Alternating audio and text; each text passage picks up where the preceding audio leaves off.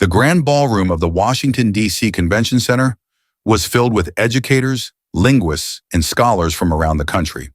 The Future of Learning Global Perspectives Summit was one of the most prestigious events in the academic world, gathering some of the brightest minds to discuss literacy, multilingualism, and educational reform. Among the scheduled speakers was a name that had sparked mixed reactions: Melania Trump. For some, her presence was intriguing. She was a former First Lady, an immigrant who had mastered multiple languages, and a public figure who had championed literacy programs.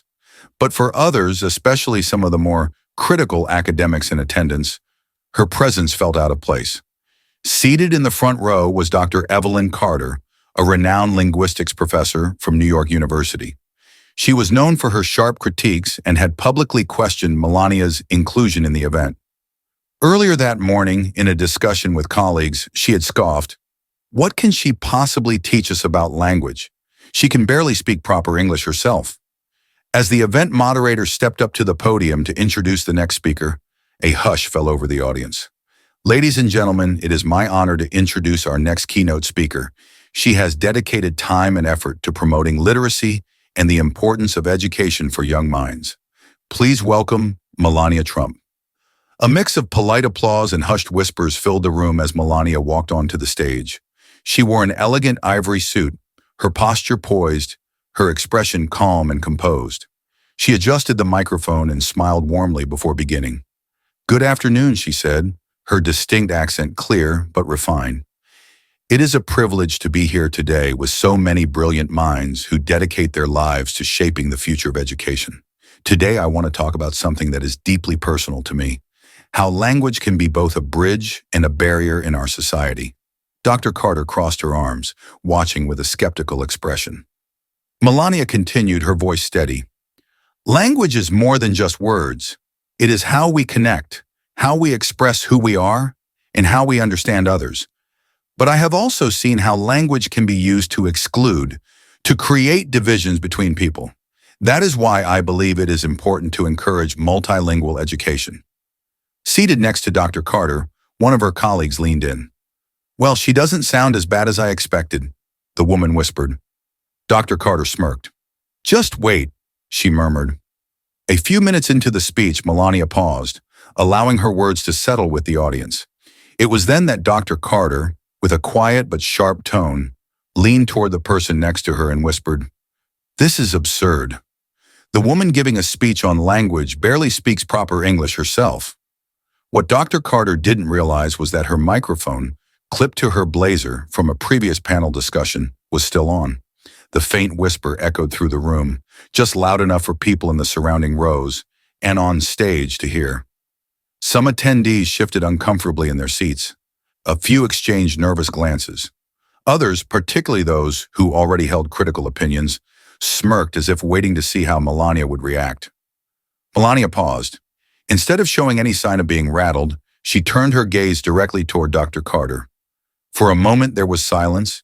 Then, with complete composure, Melania smiled. "Dr. Carter," she said smoothly, her voice unwavering, "would you like to come up and share your thoughts with us?" A ripple of shock spread through the audience. Dr. Carter's smirk faded instantly. Her body tensed slightly as she realized what had happened. She hadn't intended for her comment to be overheard, let alone addressed on stage. She hesitated, but at that moment, the eyes of hundreds of people were on her. She had no graceful way to back down. Slowly she stood, adjusting her blazer, and walked toward the stage, trying to regain her composure. A moderator handed her a microphone as she reached the podium. Clearing her throat, she offered a forced smile, attempting to reframe the situation to her advantage. "Mrs. Trump," she said, her tone polite but tinged with superiority, "I meant no disrespect, but I do find it interesting that someone who is not a native English speaker is here to lecture a room full of educators about language proficiency. Surely you can understand why that might seem ironic." A murmur spread through the audience. Some nodded in agreement, while others shifted uncomfortably, sensing that something major was about to unfold. Melania didn't break eye contact. She remained calm, composed, and unshaken. She took a step closer to the podium and spoke directly into the microphone. Dr. Carter, I appreciate your honesty. And yes, I understand your point. She paused for just a moment before continuing. English is not my first language. In fact, I did not speak it fluently until I was an adult. But let me ask you something. How many languages do you speak? The room fell silent. Dr. Carter blinked, caught off guard by the question. She shifted slightly, adjusting the microphone in her hand. Well, she said, I speak English, of course, and I studied some French in college. Melania nodded thoughtfully. That is wonderful. Learning another language opens the mind. Now let me tell you about me. She turned toward the audience, making eye contact with various people in the crowd. I grew up in Slovenia, where I spoke Slovenian. I also learned Serbo-Croatian, which was common in my region. When I moved to Italy, I learned Italian. When I lived in France, I learned French. And when I moved to the United States, I learned English. That makes 5 languages. The audience erupted into applause. Dr. Carter tensed ever so slightly, but she remained silent. Melania continued, her voice unwavering. You see, language is not just about perfection. It is about communication. It is about understanding. Some people may speak one language perfectly, and others may speak 5 with an accent. Which one is more valuable? To me, it is the ability to bridge cultures, to learn, to grow beyond what we were given at birth. The applause grew louder. For the first time, Dr. Carter looked visibly unsettled. Melania turned back to her. Dr. Carter, I respect your expertise, but let me ask you this. Should we judge a person's intelligence by how flawlessly they speak one language? Or should we value their ability to embrace many? Dr. Carter hesitated. She had spent her career analyzing grammar, phonetics, and structure, but never had she been confronted with such a simple, undeniable truth. The room remained silent, waiting for her response. She exhaled, adjusting her glasses. After a long pause, she finally admitted, I suppose I hadn't considered it that way. Melania smiled.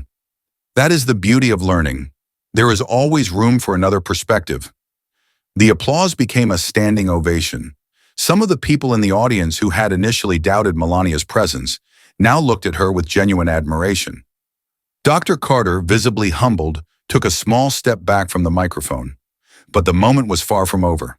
The room remained silent for a moment, then erupted into thunderous applause. Some attendees stood, others nodded in quiet respect, while a few exchanged surprised glances. No one had expected Melania Trump to handle the situation with such grace and authority. Dr. Evelyn Carter, still standing on the stage, felt the weight of the moment sinking in. She had walked up expecting to expose a flaw, but instead she had been humbled in front of an entire audience. Melania turned slightly toward the professor, her expression calm yet piercing, her next words measured but impactful. Dr. Carter, I respect your expertise, but as educators, should we not encourage the learning of languages instead of ridiculing those who try? A soft murmur spread through the audience. A few members exchanged glances while others leaned in, captivated by the exchange. Dr. Carter hesitated. She was rarely at a loss for words, but something about the quiet authority in Melania's voice made her falter. She cleared her throat. I don't disagree that multilingualism is valuable, she began, searching for a way to regain control of the conversation. But accents and fluency matter. People judge based on how well one speaks, especially in professional and academic settings. Melania nodded as if she had been waiting for this argument. Yes, accents exist. Fluency varies. But should we judge a person's intelligence by their accent, by their imperfections, or should we judge them by their ability to communicate, to understand, to learn? The professor had no immediate response. Melania continued, addressing the audience now. I have lived in 5 different countries. I have spoken to people from all walks of life, in many languages. Some of them spoke perfect English, but they had nothing to say. Others had strong accents, yet their words carried wisdom, heart, and truth.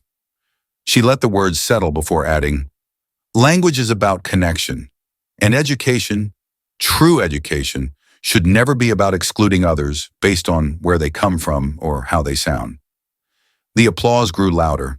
Dr. Carter pursed her lips, visibly uncomfortable but also thoughtful. The reality was dawning on her. She had walked into this moment with a sense of superiority, but she had just been taught a lesson herself.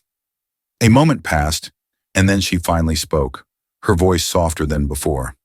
I suppose I had not thought about it in that way. Melania smiled, her demeanor warm but unyielding. That is the beauty of learning. There is always room for another perspective. For the first time since the conversation began, Doctor, Carter smiled back. Small and reluctant, but real. She extended her hand toward Melania. I respect your point of view, Mrs. Trump. Melania took her hand and shook it gently. And I respect yours. That is how we grow. The moderator, who had been standing off to the side, finally stepped forward, clearly impressed. Well, she said, her voice filled with energy, I think we can all agree that this has been one of the most engaging discussions of the day. Let's have another round of applause for Mrs. Trump. The room erupted again, louder than before. Some people stood up, clapping enthusiastically, while others sat in deep thought, reflecting on the lesson they had just witnessed. Melania gracefully stepped back from the podium, returning to her seat. As she passed through the rows, several attendees reached out to shake her hand, offering nods of admiration. Even Dr. Carter, now seated, remained thoughtful, the wheels in her mind turning. Don't forget to like and subscribe for more stories that inspire and challenge us to grow. What would you have done if you were in her shoes? Let us know in the comments below.